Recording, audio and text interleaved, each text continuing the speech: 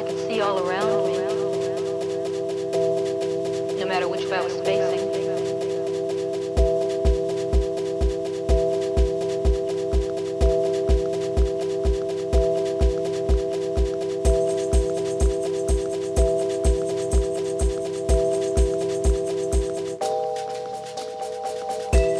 Des de la creació del projecte l'any 2012, la tasca principal de Càmeres i Acció és treballar la intervenció social a través de l'audiovisual en col·lectius vulnerabilitzats. A banda, realitzem projectes de formació o de sensibilització en diferents escoles, instituts i universitats.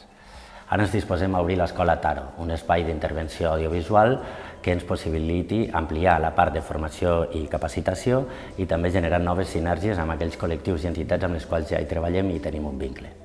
Ho fem per proporcionar una via d'expressió a diferents col·lectius mentre els acompanyem en el procés d'autoproducció i autogestió. Volem fomentar una visió crítica generant continguts des de les mateixes persones que conviuen amb aquestes diferents realitats.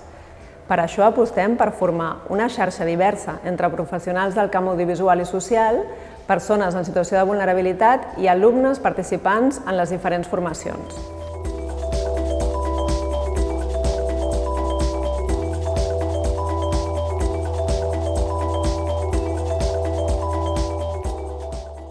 L'Escola d'Intervenció Audiovisual, situada a la Vila de Gràcia, obrirà les seves portes a partir de l'1 de novembre i ho farem amb aquests 3 cursos.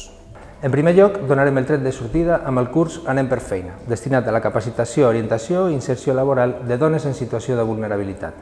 Aquest curs el realitzarem conjuntament amb el col·lectiu Les Lucis i serà impartit per Irene Matamala i Adriana Nicosia.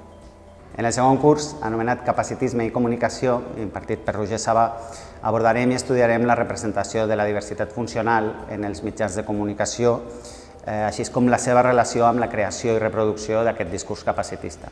La formació s'orienta a professionals dels mitjans de comunicació, professionals de les entitats del sector social i persones amb diversitat funcional.